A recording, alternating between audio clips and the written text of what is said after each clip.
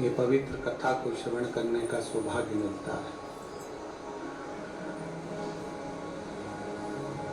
अथक प्रयास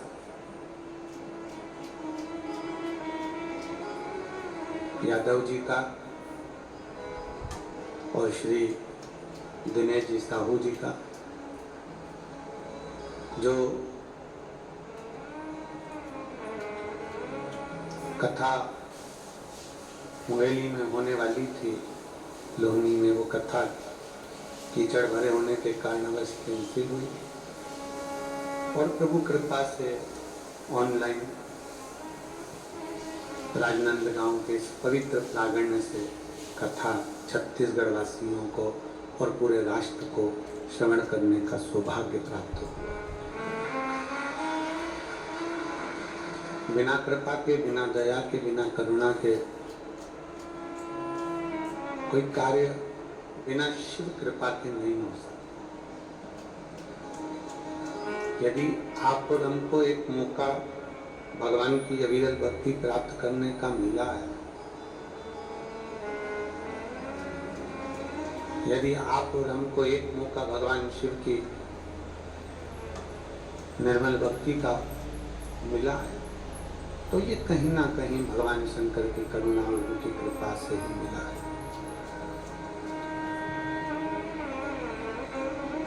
आप लोग इतनी संख्या में यहाँ बैठे हुए हैं, सोमवार का दिन है, श्रावण महीने की सोमवारी है और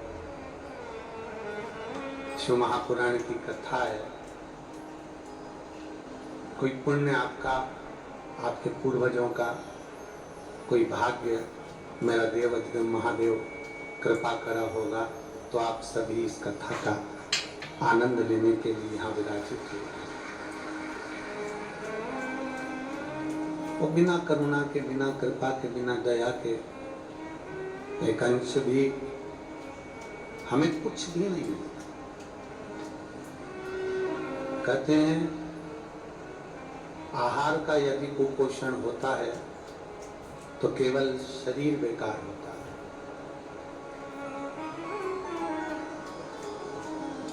आहार के कुपोषण से केवल शरीर बेकार होता है और यदि व्यक्ति को संस्कार ना दिया जाए और संस्कार विहीन व्यक्ति का जो कुपोषण होता है, उससे समाज और प्रदेश और देश और सनातन धर्म भी बेकार हो जाता है। आहार का कुपोषण होगा तो केवल शरीर बेकार होगा। आहार का कुपोषण होगा तो केवल शरीर ही बेकार हुआ। पर संस्कार विहीन,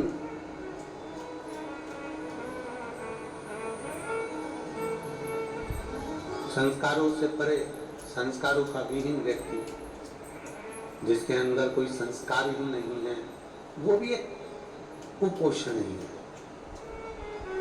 अगर संस्कार हमारे भीतर नहीं है तो वो भी एक कुपोषण है।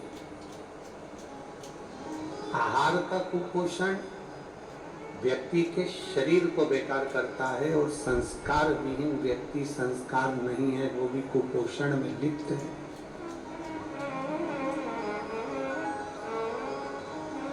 वो भी कुपोषण में लिप्त है तो वो समाज को, देश को, प्रदेश को भी बर्बाद कर देता है। बच्चों को जमीन दो, अपनी जगह पर है। बच्चों को प्रॉपर्टी दो, अपनी जगह पर। बच्चों को आप अपना गोल्ड दीजिए, अपनी जगह पर। बड़े बेटे को ये प्लाट दे दिया, छोटे को वो मकान दे दिया, बड़े को वो दे दिया, छोटे को ये दे दिया, बेटी को ये दे दिया, बेटे को ये दे दिया, ये अपनी जगह पर।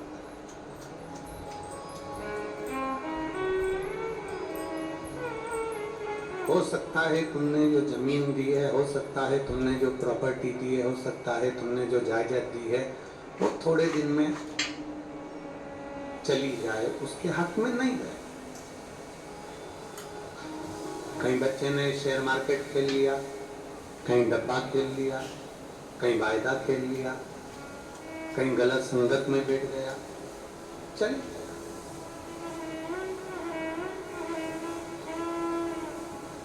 प्रॉपर्टी जा सकती है, गाड़ी बिक सकती है, प्लाट जा सकता है, जेवर चोरी हो सकता है, पर आपने अगर अपने बच्चों को जो संस्कार दिए हैं वो संस्कार अगर उसमें है तो ना जाने कितनी गाड़ी और कितने प्लाट और कितने मकानों का वो ढेर लगा सकता है।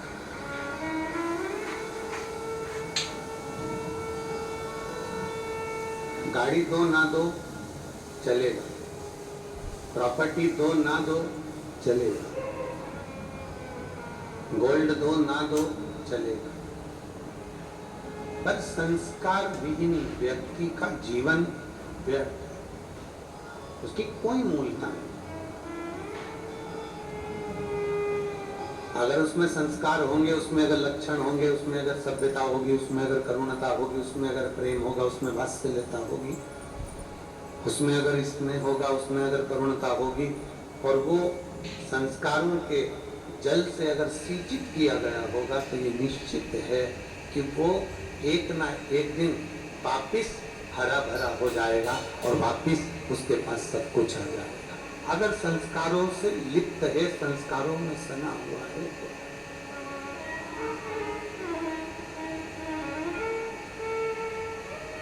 संस्कारों में अगर वो रमा हुआ है, संस्कारों में लिप्त है, संस्कारों का जल उसको मिल रहा है तो वो सब कुछ प्राप्त कर सकता है। कहते हैं कपड़े की गारंटी होती है कि ये इतने महीने में बेकार हो सकता है या इतने महीने ठीक रह सकता है। सीमेंट की गारंटी होती है कि इतने महीना इतना साल ये टिके। लोहे की गारंटी हो सकती है कि इतना साल ये कंपनी का लोहा सरिया टिक सकता है।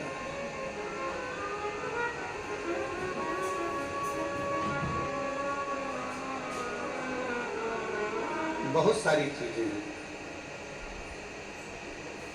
सीमेंट है, सरिया है, लकड़ी है, कुर्सी है, टेबल है, बहुत सारी चीजों की गारंटी लिखित में कोई दे देता है कि 2 साल की, 3 साल की, नल लगवाया इसकी भी गारंटी है, पर थोड़े समय।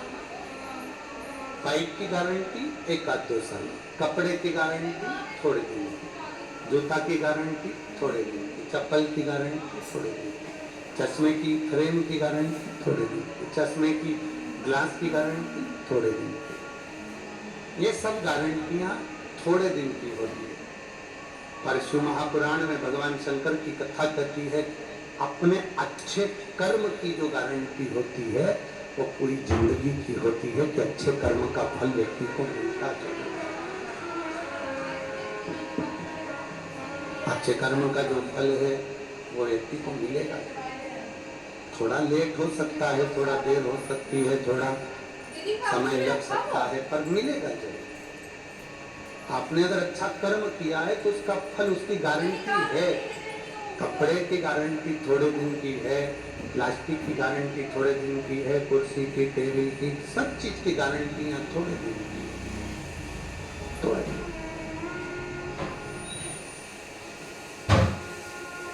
पर अपना कर्म यदि श्रेष्ठ है, अपना कर्म यदि अच्छा है तो उसकी गारंटी बहुत परमानेंट। प्यासे को पानी पिलाया, भूखे को भोजन कराया, शिक्षावान को कोई शिक्षा दे दी, किसी बीमार को औषधि दे दी, किसी का हाथ पकड़कर आप आगे बढ़ दिए, किसी का आपने सहयोग प्रदान कर दिया, उसका जो गारंटी है, जो अच्छे कर्म की गारंटी है वो आपके जीवन में हमेशा मिला। माता पार्वती जी का चरित्र कहता है, माँ पार्वती जी का संवाद कहता है। साउंड में मिठास बिल्कुल नहीं, उसको थोड़ा सेट तो करो, कम से कम 2 दिन हो गए।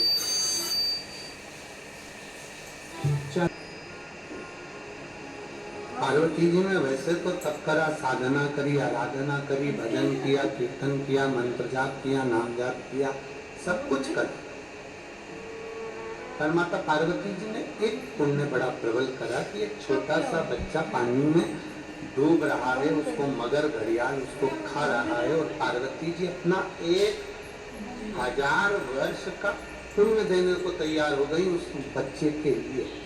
कितना समय लगता है?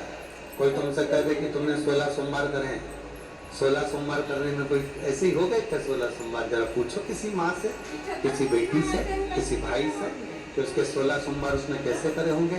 कुछ खाना ना पीना, थूक भी नहीं निकल सकते, सवेरे से लेकर शाम तक इंतजार करना, शाम के समय शिवलिंग का निर्माण कर कर पूजन करना, फिर वो प्रसाद का जो हिस्सा आप लोग बनाते हो शिव जी को समर्पित करते हो, चाहे बेलपत्र, मिश्री या वो चूरमा, मलिदा बोलते हो, चूरमा बोलते हो, जो भी हो, बाबा को चढ़ाकर फिर उसको खाना। कोई भगवान के पंचामृत से करता है, कोई मिश्री से करता है, कोई बेलपत्र से करता है, कोई चूरमा से करता है। एक पशु जैसे आप लोगों की इच्छा होती है वैसे आप लोग 16 सोमवार करते। और जिसने करे होंगे ना उसको मालूम होगा। और आप में भी कहीं ना कहीं कोई ना कोई जीजी मेरी ऐसी बेटी होगी जिसने 16 सोमवार करे आप लोगों ने। अरे बहुत सारे बेटे हो रहे। अब उनसे अगर कोई पूछे कि जीजी तुमने 16 सोमवार करे तो कैसे करे, उसमें कितना बल लगाया।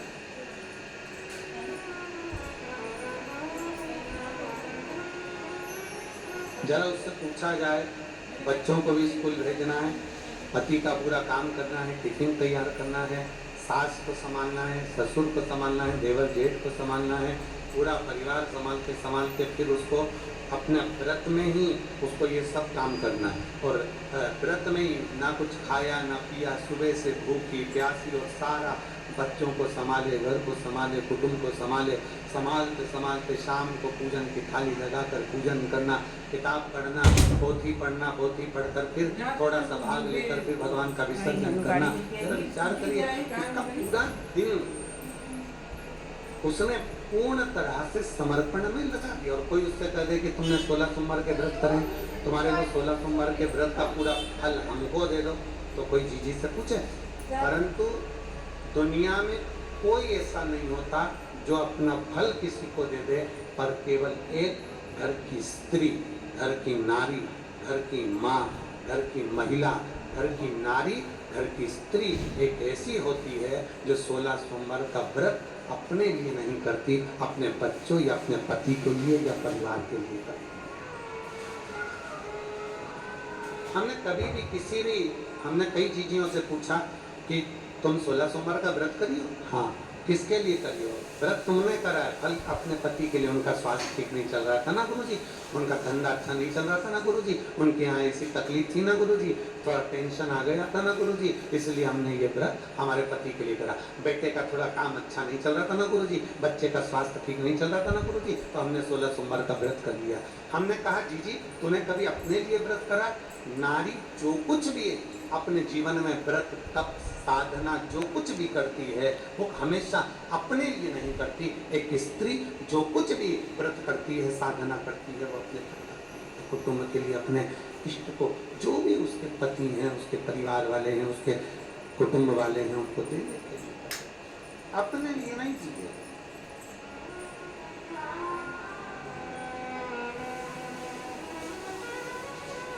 उसने जो दिया वो सबके लिए। और आज भी पशुपतिनाथ का अगर व्रत मेरी माताएं कर रही हैं, पशुपतिनाथ का अगर व्रत मेरी माताएं कर रही हैं, मेरी जीजियां कर रही हैं, तो वो अपने लिए नहीं कर रही, वो पशुपतिनाथ का व्रत भी वो दूसरे के लिए कर।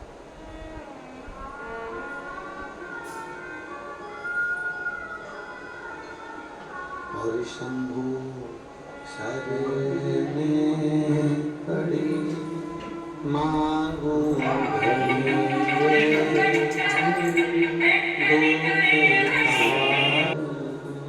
एक स्त्री, एक नारी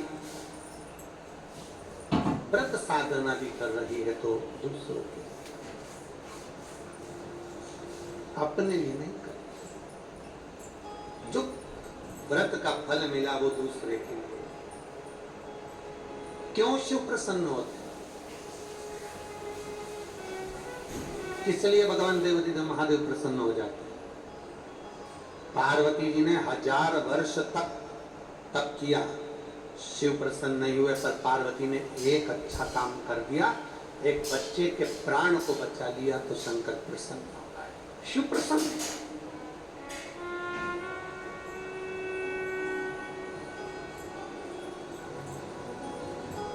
यहाँ इतने आस्था चैनल पर लाखों करोड़ों लोग शिव पुराण की कथा को सुन रहे हैं।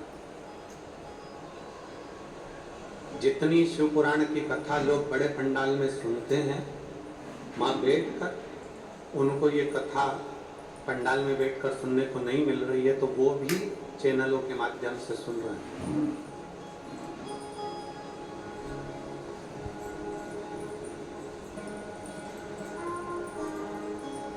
लाखों में लोग अपने मोबाइल पर और करोड़ों में लोग आस्था चैनल के उस टीवी चैनल पर करोड़ों सुन रहे हैं, करोड़ों।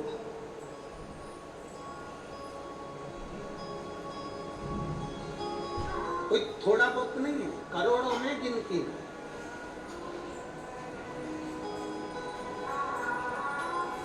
एक घर में कितने लोग रहते हैं? जम के बोलो जरा। 4 मान लो, 5 मान लो। घर में 4-5 लोग रहते हैं, टीवी चल रही है, 4-5 लोगों के कानों में शब्द गया, और मान लो 1 करोड़ लोग ने टीवी चालू कर रखी है, और उसमें से 5 लोग के कानों में शब्द गया, तो कितने करोड़ों के कानों में चले गए? 5 करोड़। और ये कई करोड़ लोग इस पवित्र शिव महापुराण की कथा को श्रवण कर रहे हैं, कई करोड़। कथा पंडाल में नहीं मिल रही, तो वो अपने अपने मोबाइल पर अपने अपने भावों से श्रवण कर। और एक माँ जिसने सावन की कथाओं का नियम लिया है, वो तो एक बाहर वो आई हुई कथा में चलते हैं, भक्त कथा में चलते हैं, आई हुई है कहीं से, कथा में उसका नियम रहा है कथा सुनने का, तो एक बैठी इस चौराहे से भी आगे वाले चौराहे पर, वो अपना मोबाइल ऐसे सामने रखी है, अपना बैग पास में, और एक छपरे के नीचे बैठकर अपनी कथा का रसपान कर नियम। जब हमारे बच्चों ने हमको बताया, तो हमने उनसे कहा कि उसको बोलो कि अपने घर चले जाओ आगे, जब नया रायपुर में कथा है 12 तारीख से 16 तारीख तक 5 दिवसीय, 1 बजे से 4 बजे तक, तब उसको सुनना। क्या नहीं, कथा राजनांदगांव में हो रही, तो राजनांदगांव में सुनेंगे, और वहीं बैठ के सुनेंगे। कितना भाव है लोगों का, विश्वास के साथ लोग कथा श्रवण करते, और विश्वास के साथ कथा सुनते हैं, तभी तो ये विश्वास फलता है। एक पत्र देखिए,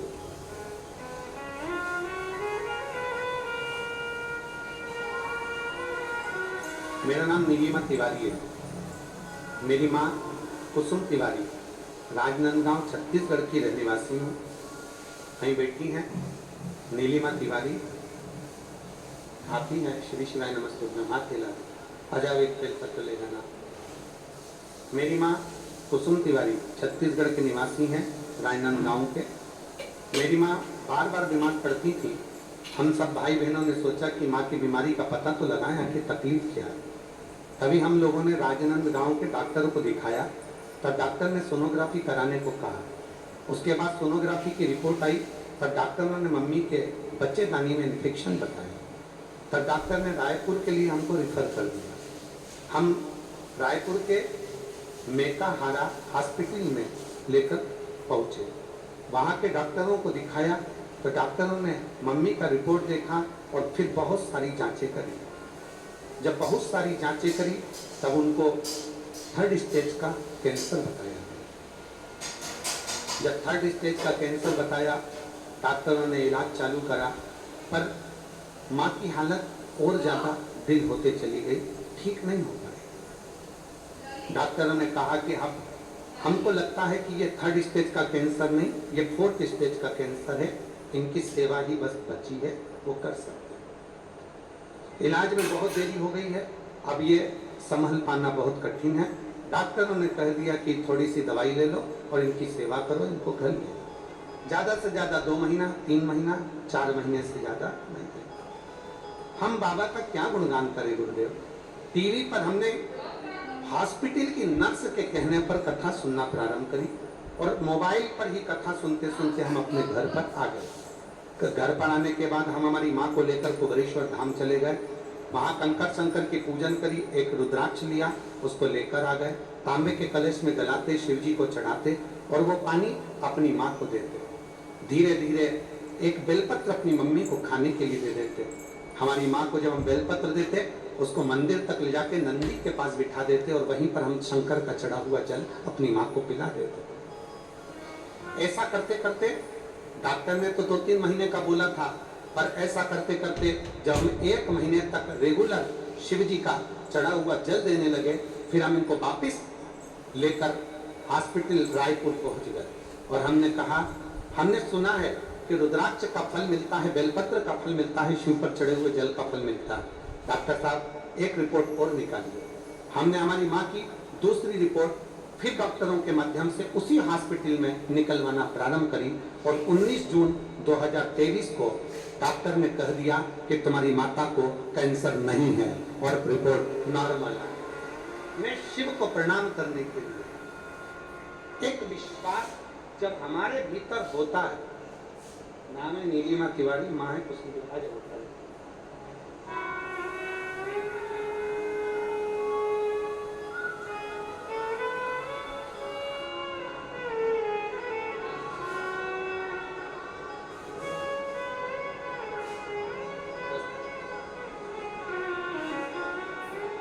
एक विश्वास अपने भीतर जागृत करना।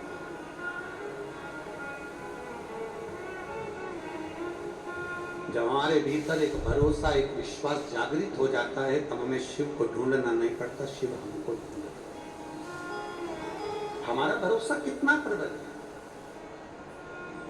हम कहें ये चारों जजमान परिवार, चाहे वो चंद्रशेखर पिल्ले जी हों, श्री अनिल शुक्ला जी हों, परमेश्वर सिन्हा जी हों, सीताराम गौरी शंकर जी खंडेलवाल जी हों, ये सारी चारों जजमान परिवार को हम कहना चाहेंगे, अपने घर जाकर भगवान को, अपने पूर्वजों को, अपने पितरों को धन्यवाद जरूर देना कि आपका पुण्य आज हाथ में आ गया और आप श्रावण के महीने के आप यजमान हैं।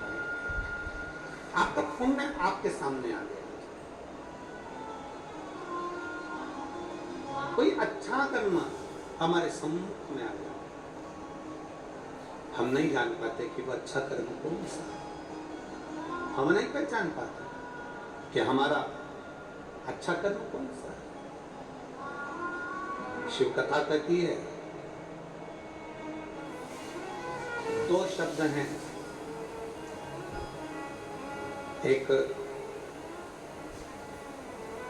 डर के रहना और दूसरा है डटे रहना। जम के बोले, जरा दोनों शब्द बोल के बताओ कौन कौन सा है। डर के रहना और डटे रहना।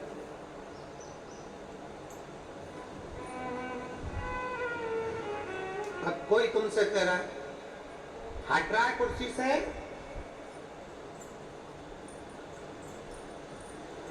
डर गए तो बोलो, बोलो जम के बोलो, डर गए तो। अब वो कह रहा हट रहा है कुर्सी से, अब तुम डटे नहीं, नहीं हट रहा। 2 शब्द हैं, एक डर कर रहना और दूसरा डटे रहना। डर कर तभी अपनी जिंदगी को मत जियो कि मुझसे ये नहीं होगा, मैं इंजीनियर नहीं बन पाऊंगा, मैं डॉक्टर नहीं बन पाऊंगा, मैं सीए नहीं बन पाऊंगा, मैं कमिश्नर नहीं बन पाऊंगा, मैं कलेक्टर नहीं बन पाऊंगा, मैं आईएएस ऑफिसर नहीं बन पाऊंगा, मेरी दुकान नहीं चल पाएगी, मेरी दुकान ऐसी रह जाएगी, मैं कभी मकान नहीं बना पाऊंगा, मैं कभी गाड़ी नहीं ले पाऊंगा, मैं कभी ये नहीं कर पाऊंगा। ये डर की जिंदगी है तुम्हारी, जो तुम जीना चाह रहे हो। पर शिव पुराण कहती है डर में जीवन नहीं है, डटे रहने में जीवन है, कि डटे रहोगे तो एक दिन उन्नति पर पहुंच जाओगे। डटे रहो। किसी ने आंख दिखा दी, कोई ने कह दिया जा तेरे पिताजी के घर में, यहाँ रहने की जरूरत नहीं है, नहीं तो सोच लेना हाथ पैर तोड़ दूं तेरे। यहाँ नहीं रहेगी, अपने बाप के घर चले जा। और वो दम से कह दे मेरे पिताजी ने मेरा कन्यादान करके मुझे यहाँ भेज दिया है, अब चाहे कुछ भी हो जाए मैं तो यहीं रहूंगी, कोई मुझे हिला के बता दे। इतना शब्द तुम्हारा निकल गया, इतने में तो आधे तो वैसे ही डर गए कि डट गई है, तो डरी नहीं है।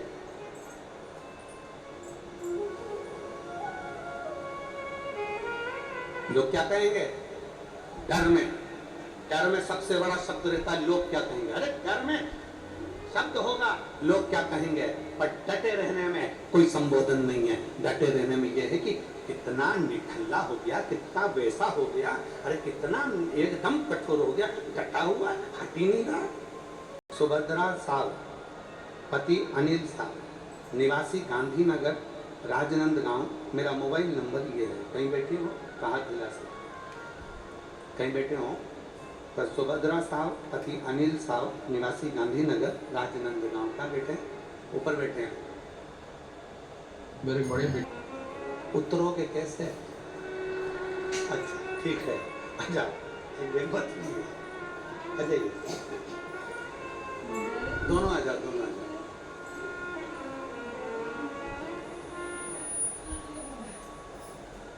गुरुजी आप कथा कहते हैं ना, तो वो कथा नहीं देती, हमारे दिल में विश्वास रहता है।